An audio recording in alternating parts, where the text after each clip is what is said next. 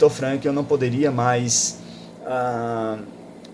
construir a teoria em si, não é? Ele estava, então, vivenciando sua própria teoria. Esse é um momento muito importante. Esse é um livro autobiográfico, não é um livro científico, não é? Frankl ali não está trazendo a sua teoria em si, não é? Ele está trazendo apenas a experiência do prisioneiro comum, como ele foi um prisioneiro comum, e a experiência dos seus companheiros, né, que estavam vivenciando também o campo de concentração, né? Nesse sentido, ele chamava, né, os outros prisioneiros, né, os seus colegas, de camaradas. A tradução para o português está companheiros. E companheiro também é uma palavra muito significativa, né? Porque companheiro significa compartilhar o pão. Aquele que eu compartilho o pão, né? Essa é a tradução da palavra companheiro, que vem também a palavra camarada, que era o que ele utilizava no seu livro original no alemão, né? Então, por que ele utiliza essa palavra companheiro, né? Porque ele estava compartilhando o pão também com aquelas pessoas que eram prisioneiras, né? Prisioneiros comuns, né? Então, essa é uma ótica de alguém que vivenciou, né, o próprio campo de concentração, e após essa vivência ele faz uma análise fenomenológica. Então, o livro ele traz a experiência de Frankl e a experiência também de outros prisioneiros, né? E ele, como um psiquiatra, também tem um olhar peculiar sobre cada vivência, cada experiência no campo de concentração, né? Então, esse livro é um livro que me impactou muito, né? É um livro inicial da logoterapia. Aqueles que querem conhecer a teoria de Viktor Frankl, em geral, conhece inicialmente por meio do livro Em Busca de Sentido, né? E esse livro também, algumas pessoas relatam que tem um efeito terapêutico, né? E é um livro que eu acho que merece ser lido, estudado, analisado e relido também por aqueles que queiram conhecer a perspectiva de Viktor Frankl, né? Claro que esse livro não é a porta de entrada, não é a teoria em si que você vai conhecer, né? E é um fato interessante. Esse livro, quando Frankl publicou a primeira vez em alemão, ele não teve muito sucesso, né? Porque na Áustria, sobretudo no pós-guerra, ninguém queria saber sobre a experiência do campo de concentração, ninguém queria saber sobre a guerra, né? As pessoas queriam esquecer esse momento trágico do país, ou o momento trágico da humanidade, né? E ele só veio fazer sucesso depois que Allport, que é um teórico da personalidade, chamou Viktor Frankl descobre Viktor Frankl e o chama para fazer conferências nos Estados Unidos e o convida para publicar esse livro, né, no contexto americano. Aí sim ele se tornou um best-seller, né? Além de ser um best-seller, ele é um long-seller. Ele está há muito tempo também constando como um dos livros que mais lidos entre os norte-americanos, né? E Allport também chama Frankl para escrever esse livro, reescrever, não é? Com uma segunda parte. A segunda parte era uma parte teórica, onde ele pudesse resumir toda a teoria. E Frankl dizia, bom, isso é um trabalho de Hércules, né? Porque resumir uma teoria em poucas páginas para ele também seria muito difícil, né? Então ele tenta, na segunda parte desse livro, apenas na versão em alemão, a versão em inglês, ele traz na segunda parte a sua teoria, uma explanação ou um resumo da sua teoria, né? Então, penso que as duas partes se complementam, porque você lê primeiro a vivência de Frankl, a experiência dele no campo de concentração, e depois adentra na perspectiva mais teórica, onde ele vai, de fato, conceitualizar, não é, essa experiência, né, ou conceitualizar o vivido, né? Bom, na versão em alemão atualmente, né, ou em outras versões, né, desse mesmo livro, não consta essa segunda parte, né, que está em inglês, né? A segunda parte, que é a parte teórica. Há um outro manuscrito que foi publicado em anexo ao livro, né, um psicólogo no campo de concentração, que é Synchronisation im Birkenwald, que é uma peça de teatro que Frankl escreve também no mesmo ano que ele escreveu esse livro. Né? Há outro dado interessante, Frankl não escreveu o livro inicialmente, ele ditou o livro, ele gravou o primeiro, porque ele não queria perder nenhum detalhe sobre a sua experiência nos campos de concentração. Né? Então, após, digamos, essa gravação, ele transcreveu e encaminhou para publicação na primeira versão em alemão, certo? E posteriormente em inglês, e depois esse livro ficou sendo conhecido em vários países, e onde Frankl posteriormente foi convidado também para proferir conferências, certo? Bom, então esse é o contexto inicial que eu quis estudar esse livro, né? Quis aprofundá-lo, né? Claro que é um primeiro momento que eu estou analisando esse livro, que eu estou pensando sobre o pensamento de Frankl no campo de concentração. Né? E se a gente quiser, digamos, fazer uma síntese do pensamento frankliano, a principal pergunta norteadora de Frankl foi: quem é o ser humano? Quem é o ser humano afinal? Né? E por que ele faz essa pergunta? Precisamos contextualizar historicamente onde Frankl está inserido. Ele está inserido na primeira metade do século XX, onde recebeu várias lições, né, na Universidade de Viena sobre quem era o ser humano. E Frankl não estava satisfeito com essa visão de homem. Essa visão de homem para Frankl era uma caricatura do ser humano. E Frankl estava interessado em uma imagem mais próxima de quem é o homem de fato. Né? Então, todo o pensamento de Frankl, todo o fio condutor é para responder essa pergunta tão antiga, que é: quem é o ser humano? Né? Quem é o ser humano afinal? E Frankl dá várias respostas a essa pergunta. Né? Não há apenas uma resposta: quem é o ser humano. Frankl, em consonância com Karl Jaspers, dizia: o homem é um ser que decide. É um ser que decide o que ele vai ser no próximo momento. Isso é o homem. Né? É um ser que pode vir a ser incondicionado. Ele é um ser condicionado de fato, mas ele pode vir a ser incondicionado. Então, isso seria o homem para Viktor Frankl. Né? E no campo de consideração, ele responde também: nossa geração é realista, porque chegamos a conhecer o ser humano como de fato ele é. Afinal, ele é aquele ser que inventou a câmara de gás de Auschwitz, mas é também aquele ser que entrou naquela câmara de gás de cabeça erguida, tendo nos lábios o Pai Nosso ou o Shema Israel. Né? Então isso é o ser humano para Viktor Frankl. É um ser, ou seja, nem anjo, nem demônio. Ele é um ser que decide o que ele vai ser no seu próximo momento, é um ser que decide a cada momento qual vai ser a sua própria essência. Esse é o ser humano. Né? No final, Frankl dizia, né, que há apenas duas raças. Né? Afinal, Frankl foi perseguido porque era judeu. Né? E ele chega à conclusão que há apenas duas raças: dos homens decentes ou dos homens indecentes. Em qualquer local, em qualquer grupo, podemos encontrar pessoas decentes ou pessoas indecentes. Né? Então, esse é um pensamento também pós-guerra, né, onde Frankl também queria unificar, né, pensar nessa perspectiva de reconstrução da própria sociedade no pós-guerra. Né? Então, não acusar o outro, não se faz parte desse grupo, então você é indecente, ou se faz parte do grupo decente. Não há grupo decente nem indecente, afinal. Né? Em qualquer grupo você pode encontrar pessoas decentes e pessoas indecentes. Então, esse é um pensamento também que pode ajudar a própria sociedade a se reconstruir, né, e se reinventar. Né?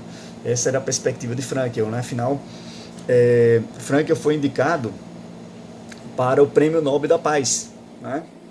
E, juntamente com Josilene, nós temos um artigo sobre a contribuição de Frankl, né, para a cultura de paz. E vai ser também um dos artigos que a gente vai discutir aqui durante esses 10 encontros, certo?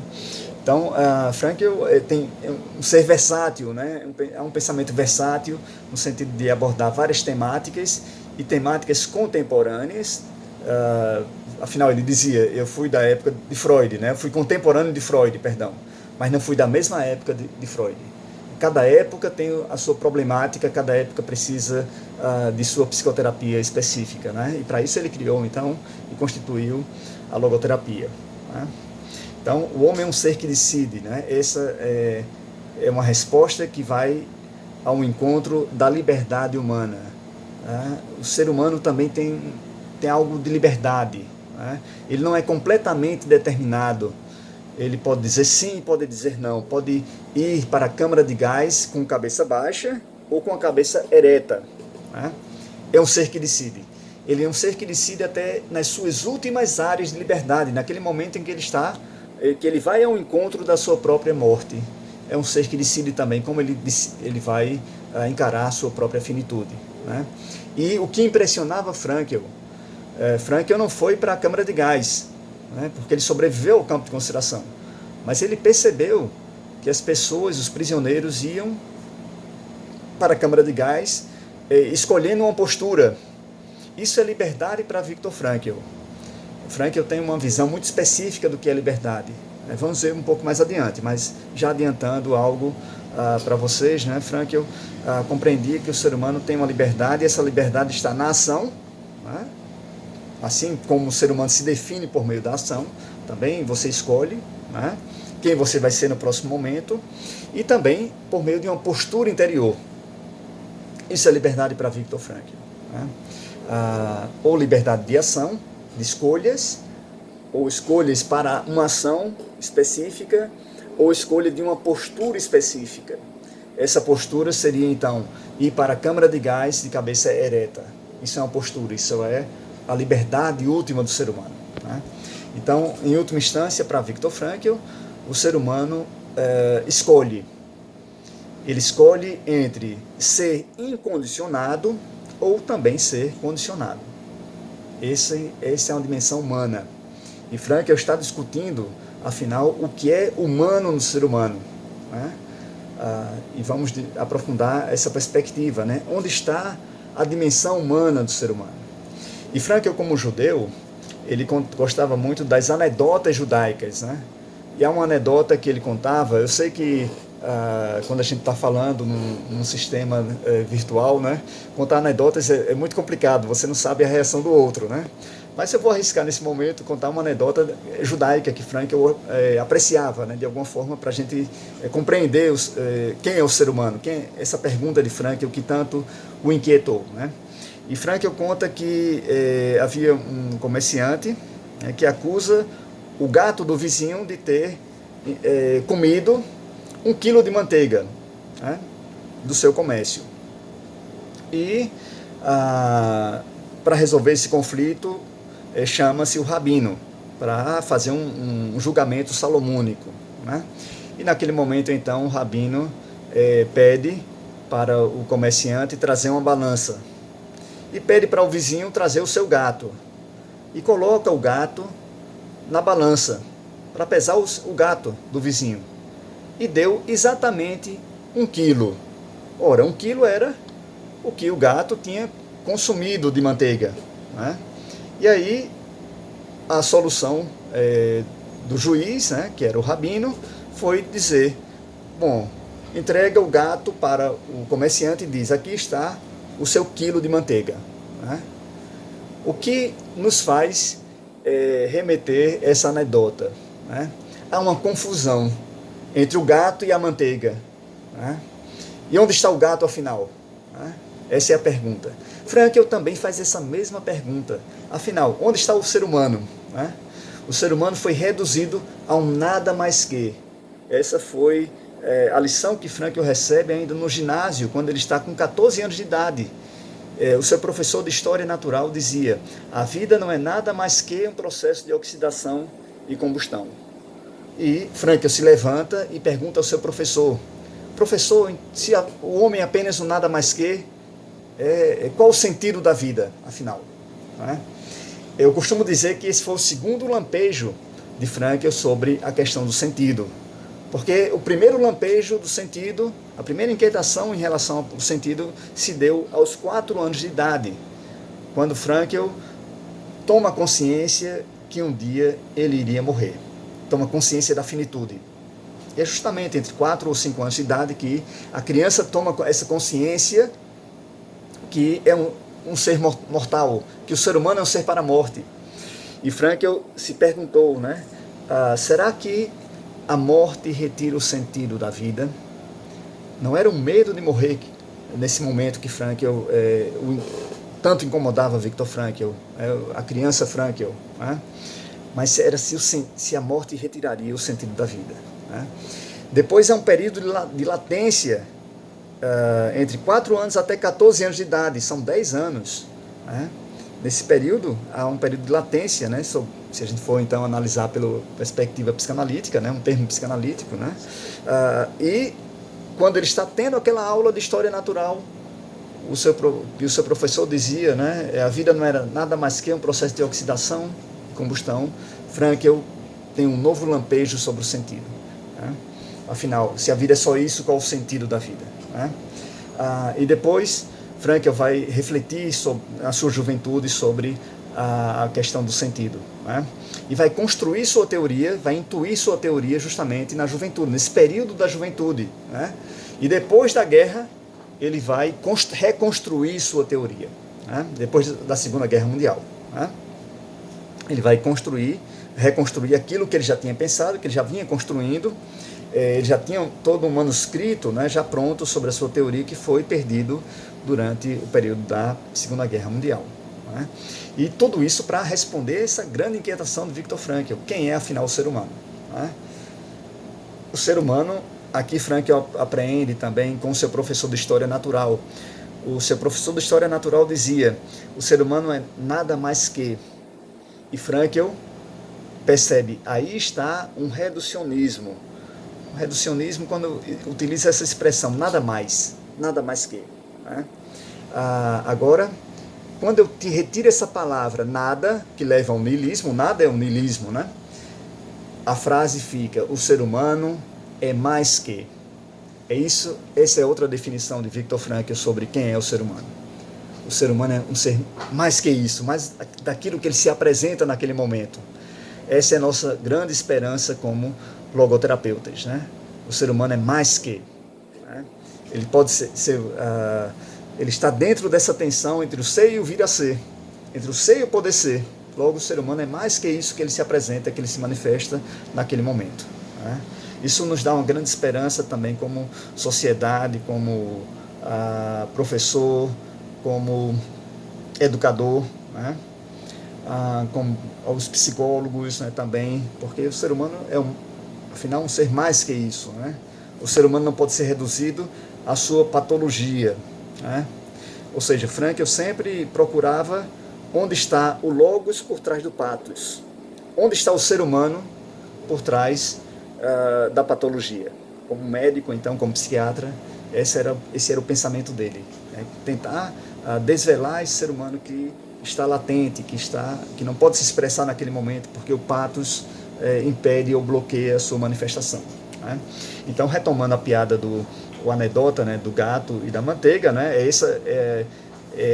digamos, de forma caricatural, a problemática que Frankl está enfrentando. Afinal, né, se confunde a manteiga e o gato, como também se confundiu, né, a pergunta: quem é o ser humano? O ser humano foi reduzido a um nada mais que, assim como o gato foi reduzido ao quilo de manteiga, né? Então essa é uma anedota que é muito, digamos, didática para a gente entender o pensamento de Viktor Frankl, né?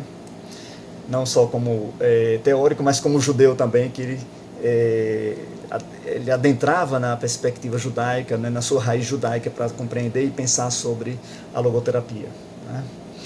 A logoterapia também é uma análise existencial. Perdão, aqui está faltando um L, né?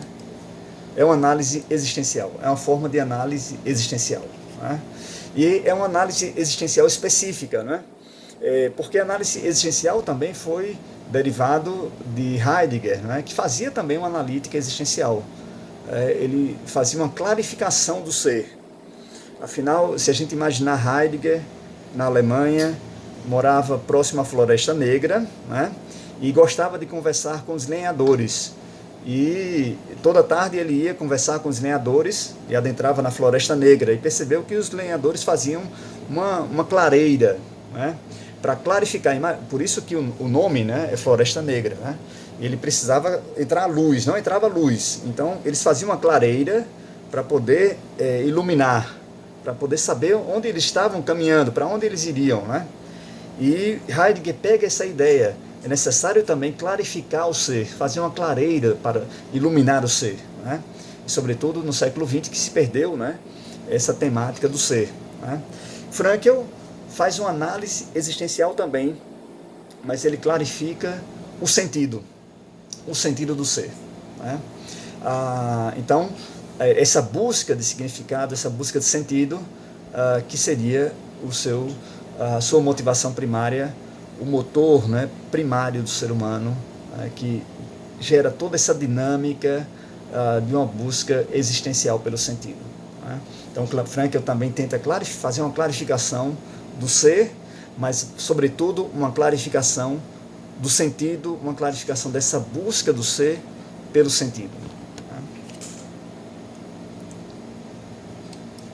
Bom, trata também da busca de significado para a vida, como motor primário, motivador primário, e possibilidades de decaimento psíquico quando essa busca é frustrada. Quando o ser humano se frustra na busca de sentido, ele pode adoecer psiquicamente.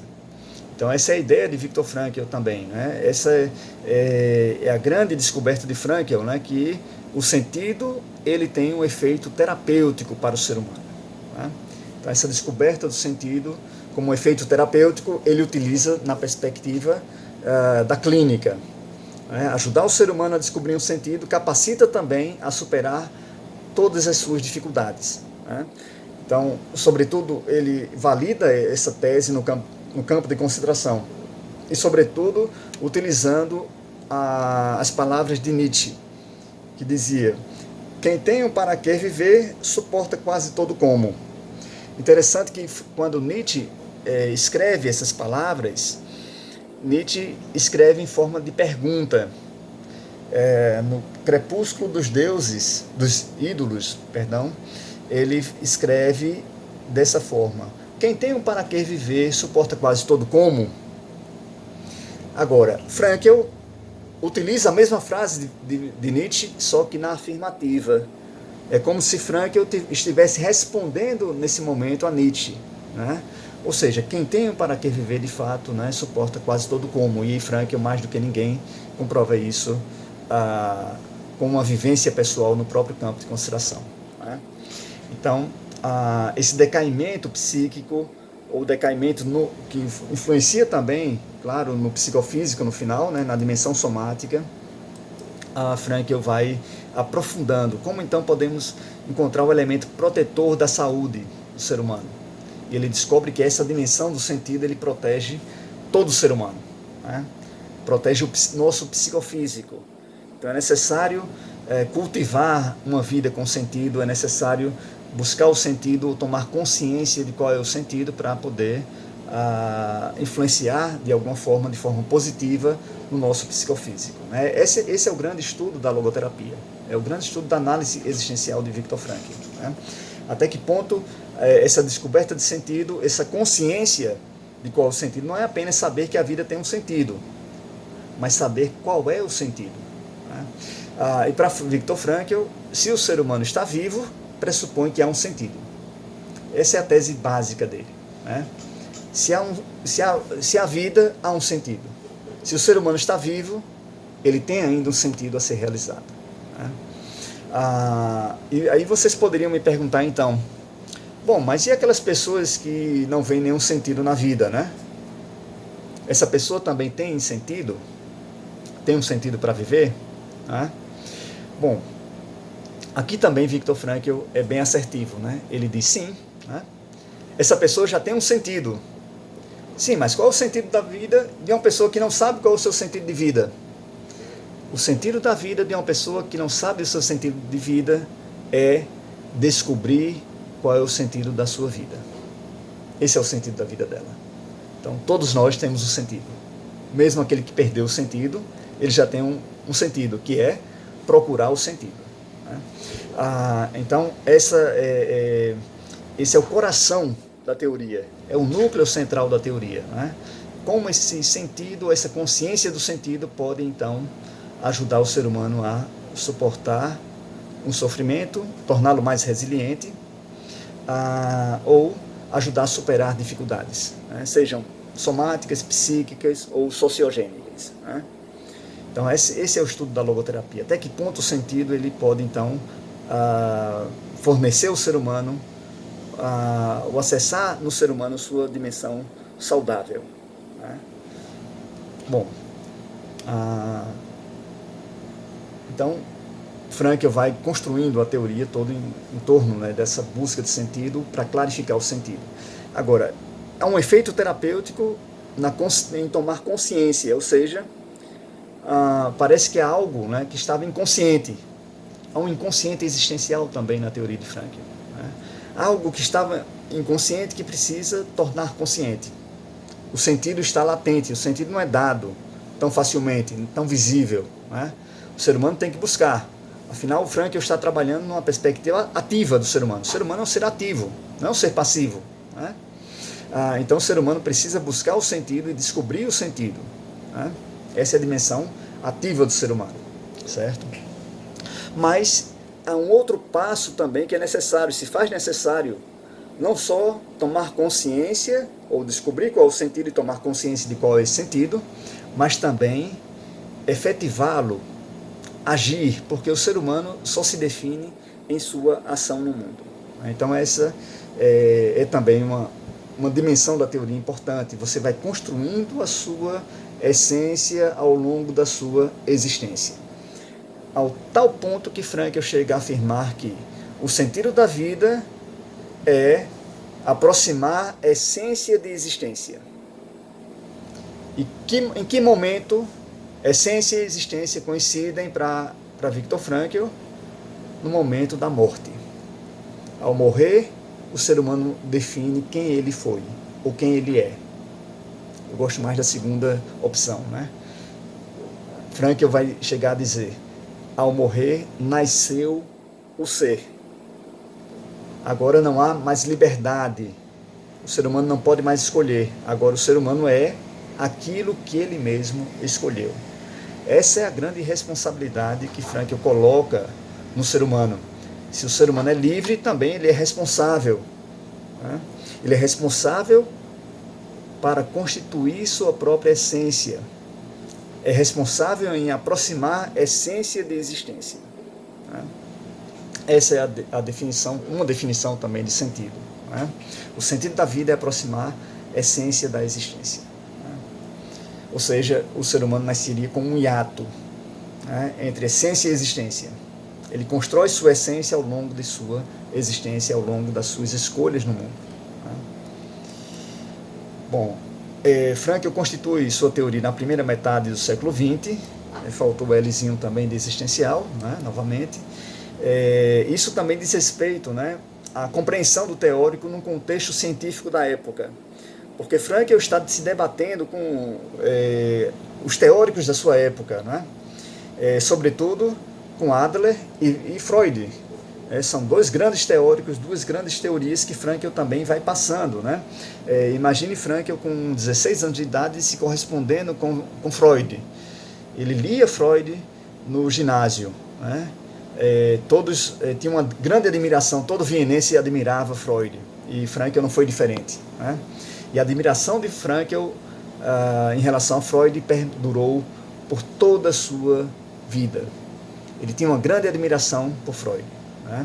Embora discordasse das ideias de Freud. Esse era o Viktor Frankl. Né? É uma pessoa tolerante. Eu discordo da teoria, mas eu admiro o teórico. Né? Ele separava, então, essas duas dimensões. Bom, E depois também Adler, né, que foi uma grande alternativa a Freud. Quando Frankl se separa, né, da psicanálise, ele vai adentrando na teoria de Adler, até o ponto de também começar a criticar a teoria de Adler e ver um certo reducionismo. Lembre-se mais uma vez daquele nada mais que era a visão reducionista do ser humano. E Frankl tinha uma inquietação existencial, né, buscando essa resposta a essa pergunta sobre quem é o ser humano. Né? Então ele vai até as últimas consequências, até mesmo em criticar o seu próprio professor, o seu próprio mestre, e ao ponto de ser expulso do ciclo adleriano. Né? E vai então construindo o seu próprio pensamento de uma forma brilhante, de uma forma genuína. Né? Bom, depois, além dessa base existencial, né, essa inquietação existencial que vai construindo sua teoria, ele traz uma base filosófica também importante em sua teoria. Né? E alguns filósofos são muito caros para Viktor Frankl. Né? Uma vez perguntaram a Viktor Frankl qual foi o filósofo que o mais influenciou.